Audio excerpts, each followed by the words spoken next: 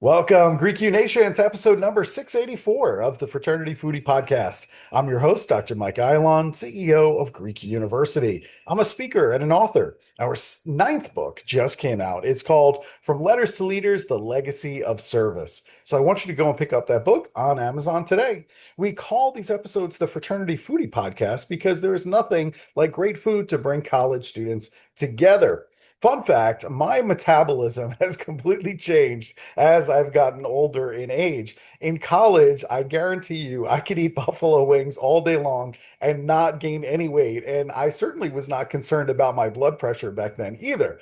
Today, I have to eat right. I exercise daily. I monitor my blood pressure at home daily to be sure that I'm on the right path. And perhaps there are some new habits that will help our college student listeners today and help them avoid some health problems down the road. So today we're going to talk a little bit more about that. Dr. Ellyn Hilliard-McLeod dedicated her life to helping others find healing and wholeness through a holistic approach to health. She earned her PhD in holistic nutrition from Clayton College of Natural Health, where her dissertation focused on the effectiveness of Gerson Therapy, and she also holds a BA in communications from UC Davis, with additional training as a Gerson Certified Therapist in vegan nutrition and a diet counselor certificate from Bauman College in Cotati, California.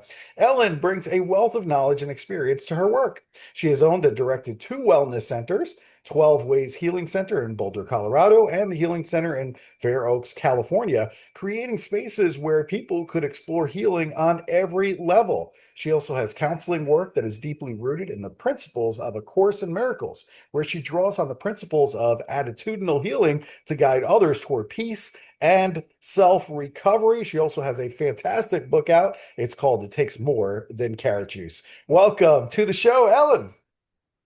Thank you, Michael. It's really nice to meet with you again, and I'm really happy to talk to your audience. Fantastic. Well, our college student listeners definitely need to hear from you today because you often say that what you do at 20 equals how you feel at 60. Now, I haven't quite hit 60 yet, but I want to know what are some of those habits that college students should be developing right now that will either help them or perhaps hurt them decades later?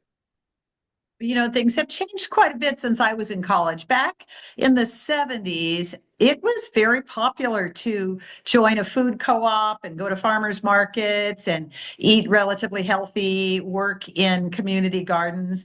I'm not so sure that's so true anymore. Life has gotten so busy for college students, and I think there's a lot of stress around trying to perform and get grades that are going to get them a job. A lot of that has been lost. So I would say if I were looking at my future, and I see this happening now with all of my contemporaries, that many of the things that we did, and you mentioned this earlier in the podcast, many of the things that we did when we were young, you can no longer do. But if you can change some habits now, you can not only extend your life, but also promote the quality of your life. And that's what I'm really focused on, is that what you do now can determine whether you have aches and pains, whether you have mobility, and whether you have a chronic diagnosis. 76% of all Americans right now have at least one diagnosed chronic disease, and a lot of it is young people. So I'm really dedicated to try and help people become a little more educated about their health and what they can do now to create vibrant health in the future. Yeah. Trends have really changed. And when I think about even just fraternity and sorority life too, used to be that fraternity and sorority members would be eating together all the time, breakfast, lunch, dinner. And now it's just when I look on college campuses and what is actually happening, they're passing that over and waking up right before their class, grabbing a granola bar on the way out the door. And all of that is lost. And a lot of it, to your point, I think is right. There is certainly a lot of pressure on them to perform at a very high level. Otherwise, they're not going to get a job. So they know that. And so they're all invested in academics. But then for food, it ends up being fast food, things that they can get quickly to their detriment, right, in terms of their health. Let's talk about your book. It's called It Takes More Than Carrot Juice. What does that title really mean? Well, I really focused on when I'm working with clients, you can certainly give them a menu plan or a shopping list. And what prevents most people from following through is mindset. And so when I say it takes more than carrot juice, it takes more than a prescription for good, healthy food. Usually, what blocks you is some sort of childhood core belief that you've adopted in your life that prevents you from carrying that through. I would use an example of if your parents constantly told you, finish everything on your plate because there's people in the world that are hungry. And so that's your childhood mechanism, and you constantly are feeling like you have to eat everything on your plate, even though you're stuffed and feeling full. It's a mindset that makes you overeat when you're older. But there's several different types of archetypes that put us in that situation. So that's what's meant by it takes more than carrot juice. The Gerson program, which I work with cancer patients, is a program where they're using a lot of juicing in order to cleanse. And so that's why I use that title, that it takes more than that. It takes really taking a hard look at what your habits are and how to deconstruct those habits so that you can eat healthier. Yeah. You've had a lot of clients that have seen a lot of success, and you've also worked with people facing really life-threatening illnesses, like you talked about cancer as an example for decades. So, what are some of those common patterns that you've seen in people who have experienced great transformation in their lives? I would say I have a top 7 list of people that have really made huge breakthroughs, and I'll discuss a couple of them. One is developing an amazing support group, finding other people who are like-minded that are really you can partner up with, like accountability partners to help you. It could be a family member, but to help you push forward in your therapies. Another is become a researcher. Really learn to become responsible for your own illness and don't depend completely on your practitioners. There may be recommendations that may not be right for you. And so you've got to really do that research and figure out what is a causal factor to this, because I can tell you that it's not usually, especially with cancer, that it's not a depletion in chemotherapy that gets you the disease. It's usually something else. It could be vitamin mineral related. It could be that you've got an emotional block to your healing. So you really need to take a look at that. So those are a couple of things. I like that accountability partner piece that you mentioned before. For me in college, that was everything. There were plenty of days that I woke up saying, I'm not going to the gym today. I'm sorry. I'm just too tired to do it. But my accountability buddy helped me out. He was my big brother in the fraternity, and vice versa. There were days that he just couldn't get up, and I was like, well, today's your day. We are getting up and we are going to the gym. So I like that piece. There are just some days that you can't go, but Yeah. you don't want to let down your partner, certainly. College students today, as we've discussed, they're under enormous stress, socially, academically, emotionally. So talk to us about chronic stress. How does that impact the body physically over time? Kind of interesting. If you're familiar with Bruce Lipton's work, Biology of Belief, he talks quite a bit about how the receptor sites in the cells shut down when there's stress, and that it's actually a bigger factor. Stress is a bigger factor to the deterioration of your health than DNA, than your own family history. And that stress, even though you might be taking a lot of vitamins or eating really healthily or even doing exercise that's beneficial for you, that if you are stressed, those receptor sites that would normally pick up those nutrients and pick up those disease fighting ingredients will close up. And that you really have to look at calming your nervous system so that the body can receive all this incredible energy. And the body is just a light frequency machine. It takes in all of the energy that you give it, whether it's the food, whether it's movement, whether it's thoughts that you have during your day, and whether you have negative or positive thoughts, your relationships, whether your relationships are supportive or whether they're stressful. So that's the simple description maybe of of the process. But college students can do a lot to alleviate that. And if you have I talk about in my book that this 6 minute morning where you can move for just a minute, get up and move, meditate, read, breathe, step out onto the grass, get your hands in the dirt and get some sunshine for just a 20-minute walk, that can really help start your day off, so that when you walk into that classroom and have to take that exam, you're in a much calmer state to be able to do that. Yeah, I like that solution much better than waking up 2 minutes before you have to start that exam. You got to get in the right mindset for sure.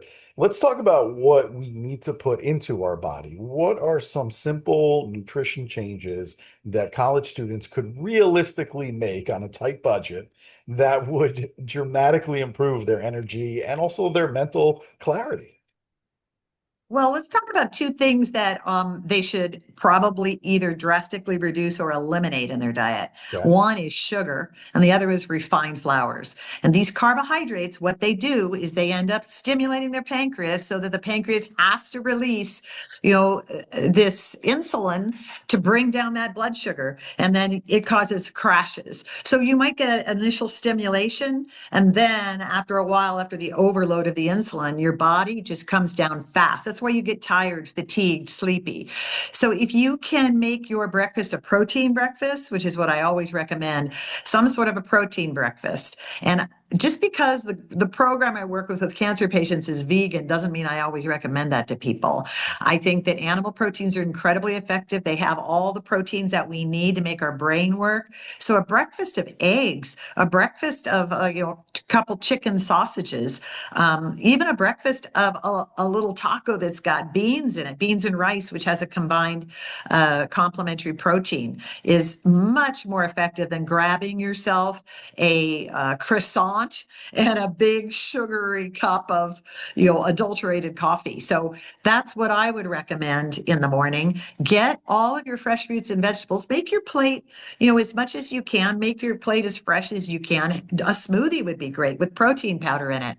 So you've got a bunch of fruit in there for cleansing reasons, but you've also got protein for your brain. That's great advice. I really like that. Now, we also should talk about some recent trends that I'm seeing out there in terms of Mhm. Ozempic and some similar GLP-1 drugs that have become extremely popular in terms of weight loss, especially among young adults. So, what are some of the risks or the concerns that people should understand before viewing these medications like Ozempic as an easy solution to a problem?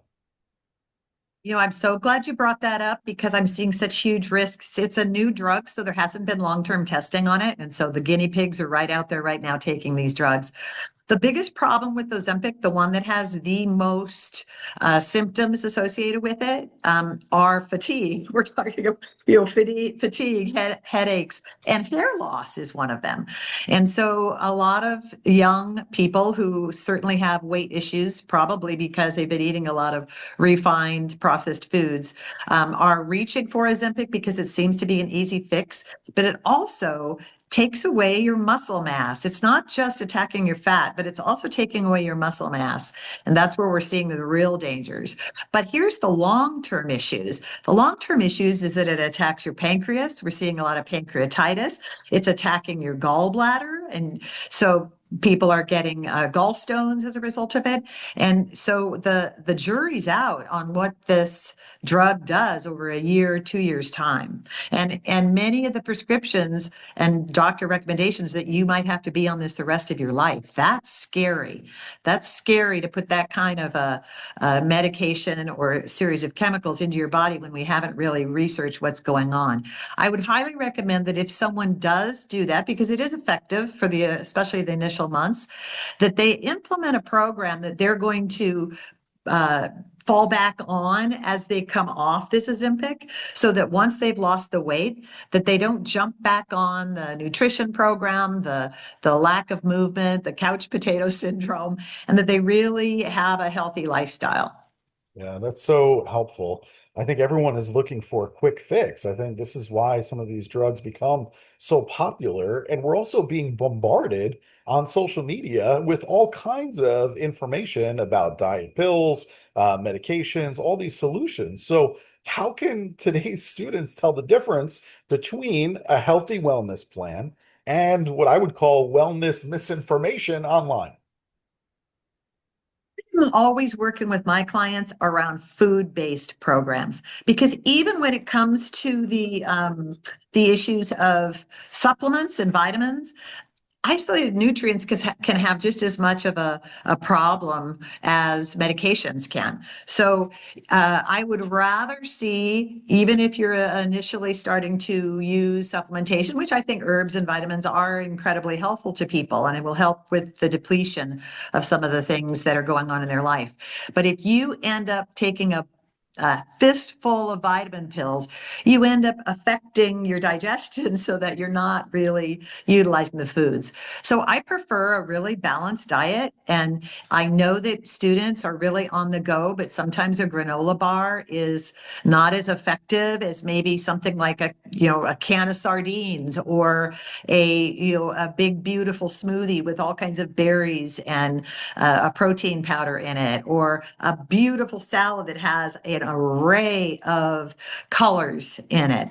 And I'm seeing college campuses. My grandson goes to Durango right now at Fort Myers, and he um, he is really Fort Lewis, excuse me. He has got the most amazing dorm food program. When we went through the cafeteria, and they have this amazing salad bar array of foods that have red peppers and feta cheese and black beans and sprouts and things where they can go in for lunch and get themselves a really healthy and diverse meal. Yeah, well, listen, I'm really happy to hear that. I think not every college campus that I visited has those same choices. So I think people have to really be on the lookout for some healthy foods and places to find what they need.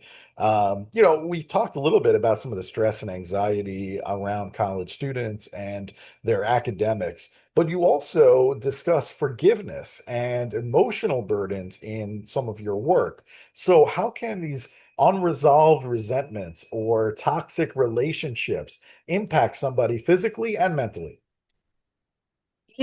There's an interesting trend with young people right now. I don't know where it's coming from. I don't know if it's the professors that they're taking classes with or the therapists that they're working with, but somehow there's this message that if the people in your life are making you feel bad or initiating triggers in your emotions, cut them out of your life. And I see a lot of young people who have stopped relationships with their family, whether it's with their siblings or their parents, and cutting off all communication. And I think that's really unhealthy. I think what I talk about in terms of forgiveness isn't necessarily saying, hey, what you did may have been wrong, but I love you anyway. And so I forgive you for doing all those terrible things to me. It's more about looking at your perception of it. That when your parent, slapped you on the wrist because you were getting close to the swimming pool or the fireplace, it was for your own safety. And try and put yourself in the position of what the other person was feeling, especially a parent that's trying to protect you, and have a discussion. Open a discussion with them. Use nonviolent communication to sit down and really listen to them and hear what their perspective is. Because I can almost guarantee you that every parent wants the best for their child. And that's where I really see the breakdowns is in the parental child relationship. So forgiveness is so important because stuffing it only makes it a much deeper problem to undo later on. Mm, so helpful. Well, thank you so much for that perspective. I think that's something that college students are going to think about quite a bit. The other thing that I see with college students today, and sometimes I'm speaking to 4,000 college students, so I can really read their faces very quickly. And what Mhm. I see all the time is the students are tired. They're just not getting enough sleep, period. End of sentence. And they're exhausted all of the time. So why do you think that fatigue and burnout have become so common amongst young adults? take a look at what they're experiencing now. I never had cell phones when I was in college. My kids didn't have cell phones when they were in high school and college. I think that screens are really destroying sleep patterns. And I think that when you are on a screen, I think the recommendation is now, the research that's been done, is that turn off the screen at least 2 hours before you're going to bed, because it creates this melatonin issue, this depletion of melatonin that you can't regain until you've got a couple of hours of darkness. And that screen is just going right there, into your retina.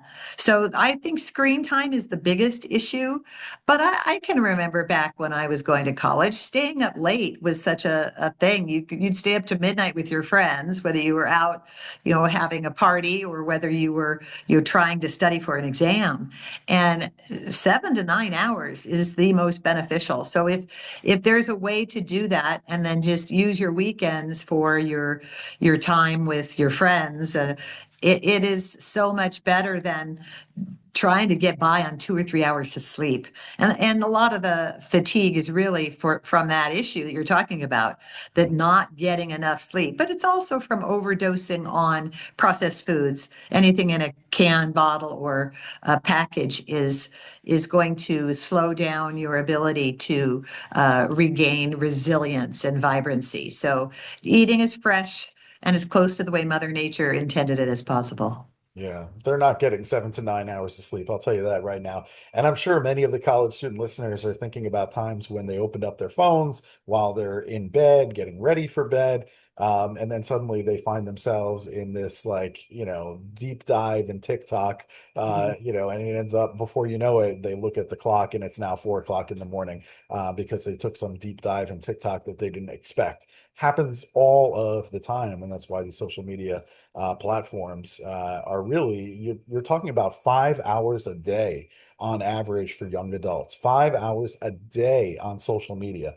So for Ellen and I mean, these are new things, new phenomenons that we didn't have when we were in college. So you can see how sleep is being substituted for these other things. Where else are you going to make time 5 hours a day for social media? I mean, where is it coming from? Right? So interesting, but I really appreciate that perspective. Now, I do love good food. That is my weakness. It's food. And you are in an absolutely stunning part of the country. Sedona is absolutely just one of the most beautiful places, I think, on earth. And if you've never been there, you need to drop what you're doing and go and check it out for yourself. I went there about a year ago with my family, and it was fantastic. I'm wondering, are there any great restaurants in the area that actually have healthy foods that I should check out the next time I visit Sedona? Tell you, my three favorite places Mhm. are the Chocolate Tree. It sounds like it might just be a dessert place, but it's really not. They do make chocolate there. Yeah. However, it's completely healthy chocolate, and there's no refined sugars in any of the chocolates. But really, their specialty is gluten-free food. And they have the most amazing menu, not only hot drinks and smoothies and fabulous sandwiches that are made with gluten-free bread, and they have uh, beans and rice and fantastic Mexican dishes there as well. And even doses, even a little bit of Indian food, but it's fabulous, really beautiful patio. But the other place that I really love is the Juicery. And the Juicery makes fresh fruit smoothies and fresh vegetable juices. And they also make their own gluten-free baked products as well. And then there is a place called Picasso's, which is completely gluten-free Italian food. Nice. Really fabulous place. So hit those three places next time you're in town. I definitely will. I'm sure the owners of those places are going to be really happy, and they're going to stay in business because you're mentioning their restaurant. So that's the goal, is let's keep some of these local business owners in business, and let's start eating really good, healthy food. So I appreciate those tips. All right. So this has been absolutely fantastic. Where can our listeners go in order to connect with you and also buy your book? It's called It Takes More Than Carrot Juice. Where should they go? You can go up on Amazon. It's now up there. It just got up this week. I just ordered my first copy. So I've got, my first copy came in the mail Woohoo, it yesterday. did. Um, And so I'm doing book signings this next month. But they can go to Amazon and they can look either under my name, Ellyn McLeod, which is Ellyn. McLeod is McLeod, or they can look under It Takes More Than Carrot Juice, and they can find it on Amazon. They can also purchase it on my website, which is Sedona Solution, not Sedono. I'm going to correct that. SedonaSolution.com. Perfect. SedonaSolution.com. Go and check that out. Dr. Ellyn Hilliard-McLeod, thank you so much for just sharing some incredible information with us today. We're so appreciative. Thank you so much. All right. Appreciate it, Michael. You have a great week. Yes, of course. And to our listeners, if you learned something today from Ellyn, I want you to share this episode with your entire chapter. Drop a link in a group chat or share it on social media. You never know who needs to hear Ellyn's message today. Thank you so much for joining us. We'll see you on the next episode of the Fraternity Foodie Podcast. Bye for now.